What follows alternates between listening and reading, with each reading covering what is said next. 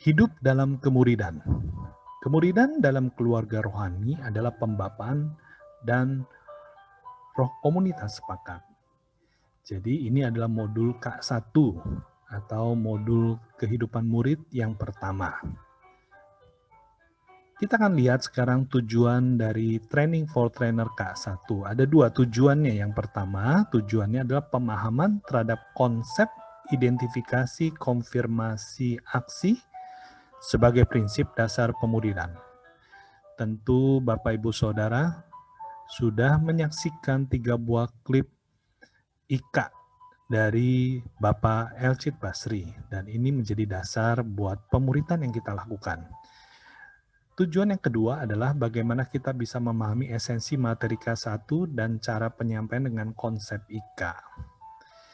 Setelah kita mengikuti 3 buah klip IKA tersebut, coba kita renungkan 3 hal ini. Yang pertama, mengapa harus diidentifikasi terlebih dahulu orang yang kita muridkan sebelum diberikan solusi penyelesaiannya?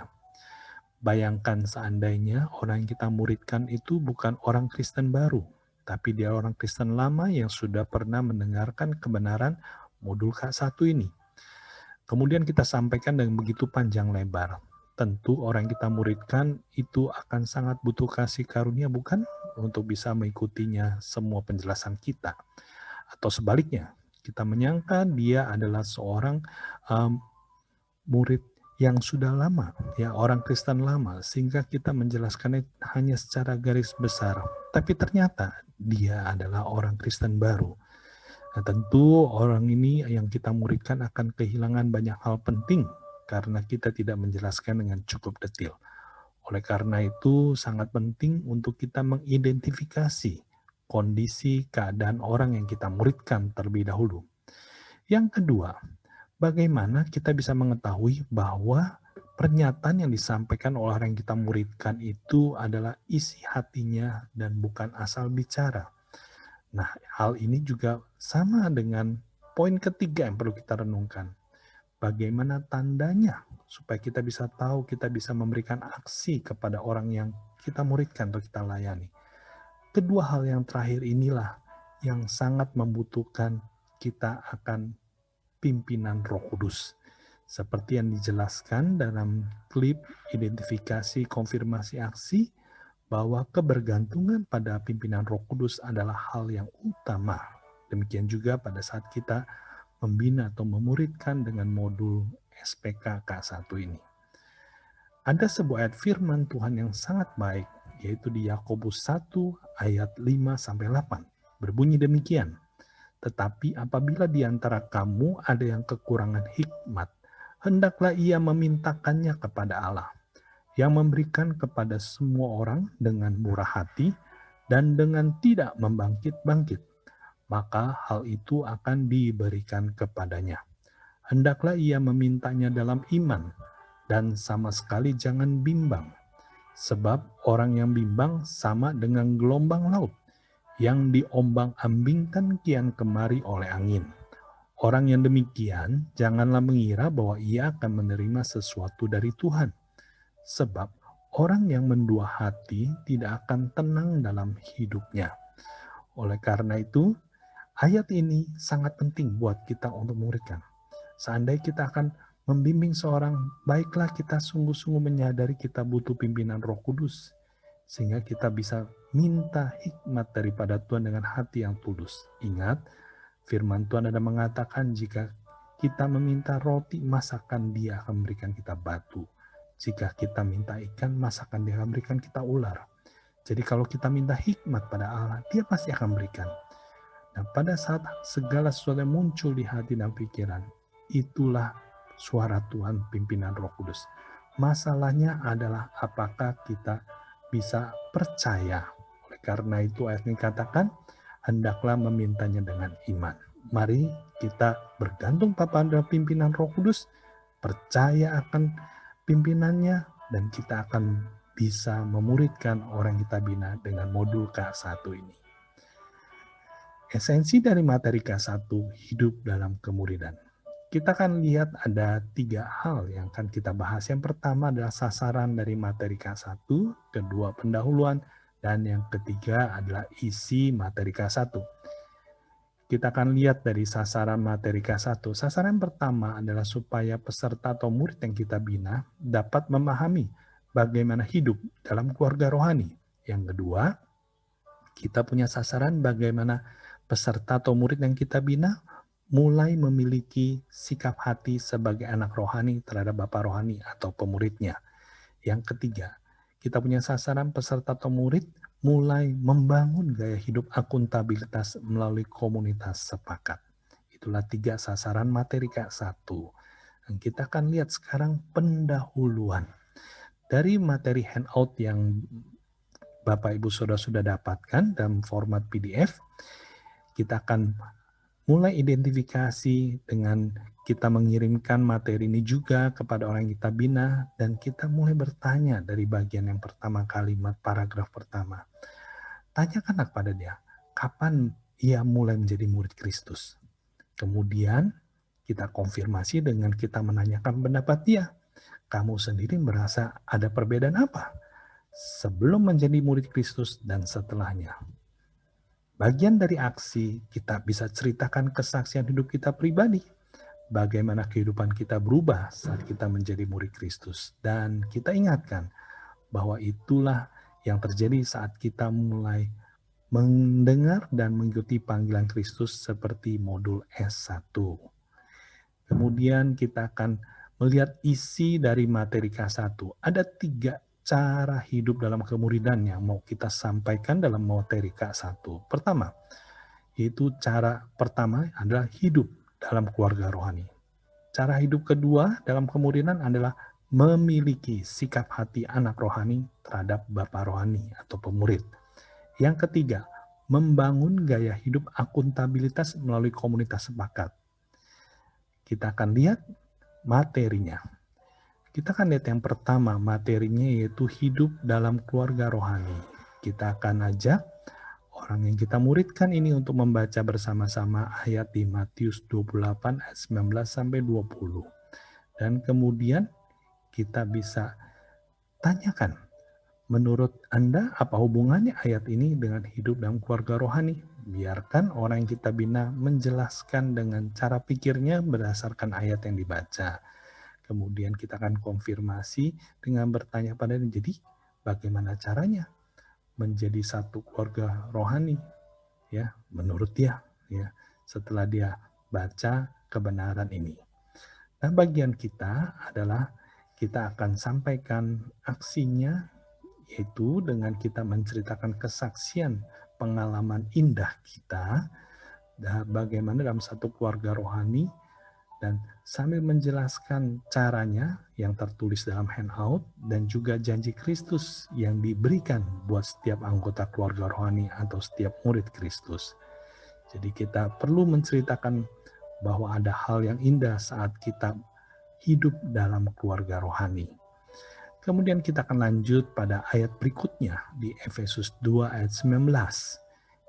Di sini kita akan ajak untuk mempertanyakan apa yang dikatakan firman Tuhan ini mengenai keluarga rohani. Ya, kita tanya pada orang yang kita bina. Setelah dia baca, biar dia menjawab berdasarkan ayat itu. Kemudian kita konfirmasikan dengan pendapat dia. Kita tanya seperti ini. Jadi, seperti apakah seharusnya hubungan yang dibangun di antara sesama murid Kristus kalau satu keluarga? Biarkan dia bercerita bahwa seperti apa sebenarnya seharusnya hubungan. Nah, kemudian kita akan gunakan untuk gambar grafik yang ada dalam handout, yaitu grafik segitiga tentang pembapaan dan kompak, untuk kita menjelaskan. Kita jelaskan bagaimana inilah skema hubungan keluarga, yaitu ada Bapak rohani dan ada saudara rohani. Bapak rohani itu adalah pembapaan atau pemuridan, saudara rohani itu adalah komunitas sepakat. Kemudian kita juga bisa jelaskan dari poin berikutnya, kita ajak baca kemuridan sejati yang dilakukan dalam pola keluarga rohani, ya. Kita ajak dia baca dan kemudian kita tanya, apa yang dimaksud penjelasan ini menurut Anda, ya. Setelah itu kita konfirmasi, apakah kamu selama ini sudah mengalami, ya, rasanya memiliki orang tua atau bapak rohani, ya. Biarkan dia menceritakan pengalaman dia, isi hati dia selama dibina, dimuridkan oleh kita. Kemudian kita akan masuk kepada poin yang berikutnya. Ya, di sini kita akan jelaskan ya, jelaskan sesuai dengan kalimat tersebut dan kita ingatkan bahwa nggak ada bapak rohani atau teman komunitas yang ideal ya. Mungkin dia belum merasakan pembapaan yang kita lakukan sebagai pemurid. Nggak apa-apa, jangan putus asa.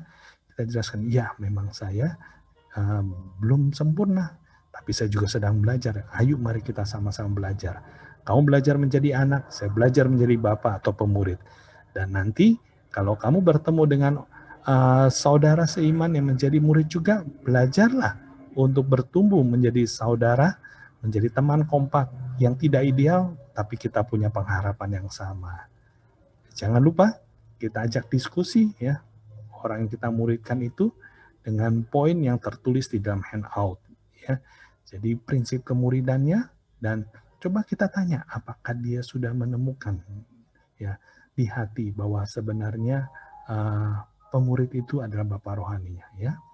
Kalau misalnya belum, gak apa-apa, berarti itu perlu didoakan.